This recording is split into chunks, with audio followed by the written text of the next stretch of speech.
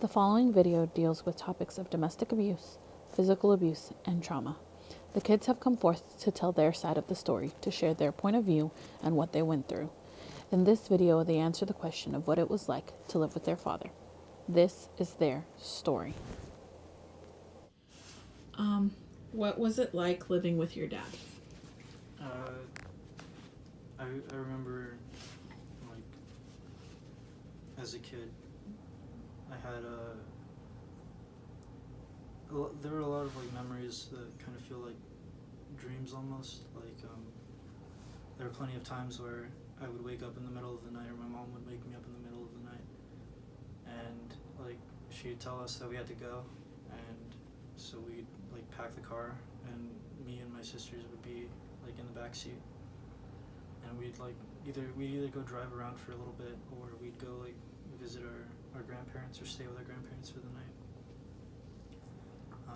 There were like several like times that had happened, and then there was like, I guess like the biggest thing that I remember was like when we lived in those houses those apartments in McCart. Okay. Yeah, and I don't remember exactly like the time. Yeah, something like that. It was the day that my dad had like, he was mad at my mom for something, and my mom was like she really wasn't having his crap that day, and so they were arguing in the kitchen, and this was around lunchtime, if I remember correctly, and they were arguing, and I remember our dad like yelling at us, me and Danielle and I think Emily, when she was like really young, and he told us to like go to our rooms or whatever, and I didn't want to go because like I obviously didn't want to just leave my mom like that, but our mom, I don't remember, but at some point he pushed her and she fell, and basically he broke her leg, and I remember him telling us to go to our room because we didn't want to leave, because our mom was like crying out on the floor of this like tiny apartment kitchenette, and I remember our mom just telling us to go because she didn't want our dad to do anything like else. So I took Danielle and Emily, and we kind of just like hid in me and Danielle's room, and I remember like feeling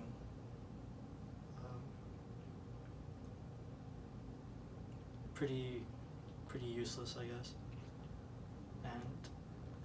and so I didn't know what I wanted to, like what I could do. I didn't really have like anything in the room, so I grabbed this like worn out leather belt that I had, and I didn't know what I was gonna do, but I didn't want to, just leave our mom there. So I don't remember if you guys actually stayed or not, but I told you guys to like just stay in the room, and I went to go check on our mom, and I didn't actually go see our mom, which is like something that's kind of like stayed with me for a really long time, but I remember seeing our dad sitting at the kitchen table eating the Stover's lasagna that our mom had made for me and my sisters before our dad had come home, and our mom, I could just hear our mom like crying out for like help from the kitchen, and I really don't remember anything after that. I just remember the paramedics eventually coming, and our mom like getting taken downstairs because we lived on the second floor, and I remember them taking her down out of the apartment. I don't even remember seeing our dad there when the paramedics showed up. He left because he didn't want to deal with consequences. Yeah. Or questions. Yeah. So I guess he left, and our mom had to be taken to the hospital. So living with Dad was, I remember feeling like super anxious whenever my mom would tell us that we have to we quote unquote have to go visit him, or whenever he would come home. I remember like some pretty big events. One of them was, you know, him breaking my mom's leg, but and you know, Mike gave a really good rundown of that. Another thing I remember is when we constantly moved, and it was just because, you know, we didn't have like a stable, you know, just, we didn't have a house yet. That's fine. But I remember one time when we lived in these apartments near our old elementary school, I don't really remember how I had gotten into the room. I think maybe I heard something and I went over there, but I remember seeing my dad on top of my brother choking him out. And I had no idea that that was a common occurrence. But I remember trying to get my dad off of him, and my dad... How old were you? I was maybe like third grade. I was about 12. So I was like 9. Okay. So I was 9. Yeah, I remember seeing him like on top of my brother choking him out on his bed, and I remember trying to get my dad off of him. Wait. Where's Mom?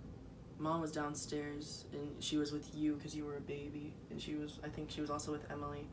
And I remember screaming for my mom to come upstairs, and like, I remember just like trying to get my dad off of him. My mom came into the room. I think she had gotten my dad off of him, and I had hurt my ankle in the process because my dad had put weight on my foot against like against your wooden bed frame. Yeah. And I remember like my ankle just hurt so bad. It was nothing like, I didn't break it or anything, but I think maybe I twisted it or something. That was one time. There were other times. I remember one time, you know, when you're young and you're like, oh man, I hate you, and like you have that kind of rebellious phase.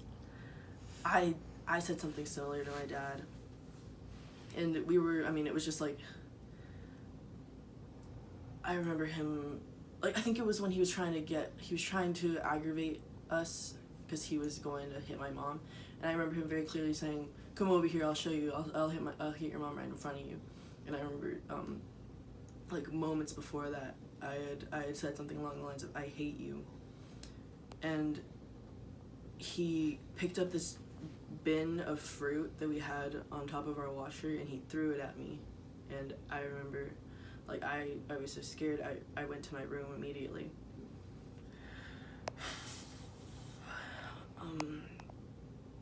And then he called us all into the hallway, and he started telling us that he was gonna beat our mom, and my mom was crying, and she was telling us just to leave it alone. We should go to our rooms. We were maybe about I was maybe in 8th grade, maybe. So this was more recent along the years. There are other times too. I remember just really simple times. That one time that he actually there were tons of times along my childhood where he would just break his phone. Like, he'd get so angry he'd just throw his phone, and it was a normal thing, and we always made jokes about it because we thought it was normal. But he would throw his phone across the room whenever he was angry, smash it, and then the next day he'd have a new phone, and we just thought it was normal. He was always so angry. I remember one time, we were in the car. He just picked up my sister and I from our high school, and we got in this his big black Suburban, and we were leaving. And I remember he and I had started talking about something, and you were there. Mike was off at college, but we were just all kind of talking, and then at one point we got into a little bit of an argument. My dad got really mad.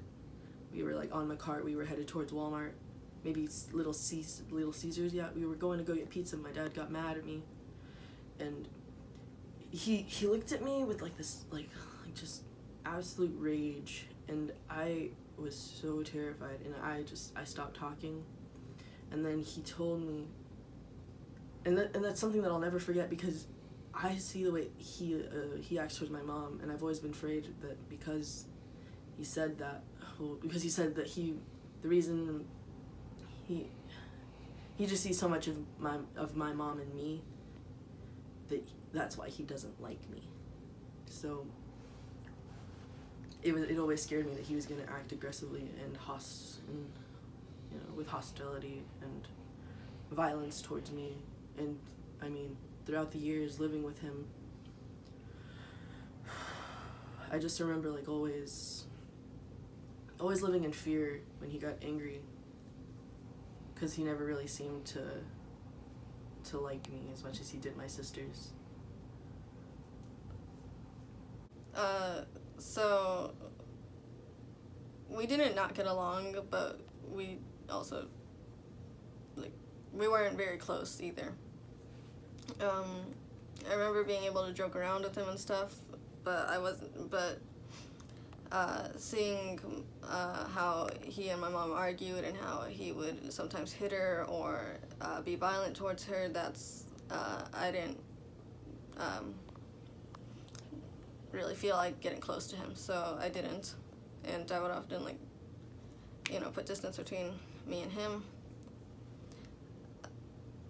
I think in 2018, so 2 years ago, August 24th, I think it was on a Friday night. Saturday we were having a get-together with his friends and us for his birthday, to celebrate his birthday, which was on the 24th, but we were having it, on the weekend, because that was the only time he could come home. It was 1 a.m. and he had just gotten home. I was already asleep. Most of us were already asleep. I think my mom was the only one not asleep, because she liked to stay up to like make sure he would get home safely. And so I woke up to them yelling at each other, arguing over something. I wasn't really sure what they were arguing about exactly, but then it I heard him saying, like, give me the keys. I guess he wanted to go out to, like, he was already drunk, but I guess he wanted to go out to get more drunk or, like, high or something. He had a tendency to do that. So I stayed in bed. I didn't really, I thought it was going to die down. So I stayed in bed and I was waiting for it to, like, calm down. And I heard him slap her. So I froze, and I remember like sitting up, and I like was thinking, should I go over there? And I was like, and I wasn't gonna go over there because I thought it's fine, it'll be okay. But then I heard him like continue to hit her, and she was like yelling at him to like get off her, to stop doing that. So then I did get up and I like walked to the room, and I was like, Mom, Dad, what's going on? And he didn't stop. He kept doing it. So then when I got into the room, I like saw him like right on top of her. They were like at the edge of the bed. He was like right on top of her, hitting her like below the shoulders, because that's easiest to hide bruises or whatever. He wasn't aiming for the face. And so I got in between him. I grabbed his right hand, which he was using to hit her, and I remember holding it, and I was like, and I was telling him to stop, and I was shaking as I did this because I was scared. But I was telling him to stop, and like there was like an opening, because I was like, he was like right in front of me, but I was kind of like to the side, if that makes sense. But I was kind of to the side, and so there was an opening where he could like kick her, and he did. He like kicked her leg that he had broken a couple of years back, which he talked about. So, and I remember my mom yelling, like, screaming out in pain. And I guess that was like what finally made her get up and give him the keys, and she was like, "Here, take them, leave." So he did, and then afterwards, after hearing him like leave, I went to my mom and I was trying to comfort her. I was trying to like, cause she was crying, and so I went to comfort her. And we were kind of talking for a bit on her bed. We were both kind of shaken up, and finally she told me to just go back to sleep. I went back to, I like listened to her. I went back to my bed, and but I didn't go to sleep. I stayed awake for like 3 hours after that to like 4 a.m. And like I couldn't close my eyes because I kept seeing that moment play out, and it kind of affected me for a while. It still sometimes affects me. Like I wasn't the same way with my dad anymore. I couldn't like hang out with him the way I used to, where it was like us joking around and stuff like that. So then, yeah, I got like more anxious with him. I couldn't talk to him. I couldn't look at him, really. I didn't like being with him. For the most part, I stayed in my bed whenever he came home because I didn't like going down there. I just didn't like being around him. I didn't know what was going on at all. But I just didn't feel safe. I didn't feel safe around him. So I really got off of my bed. And I didn't really talk much when he was home because I was scared that he would get mad at my mom or me. So I didn't talk. And during dinner, I didn't want to eat. I didn't want to be around him. So most nights I would just fall asleep early or tell my mom I was angry. Yeah, basically expect myself during the night. Or I'd just eat before that. Yeah. That was a common thing where, like, when Dad came home, we didn't want to eat at the same table as him. Yeah. We would wait till he had eaten. You were really quiet all the time. I remember thinking, like, where's Haley? When you were just up on your bed, you didn't come down. It wasn't until like after like we left after Then we like finally heard you talk. yeah, that we heard her talk like as much as she is now, and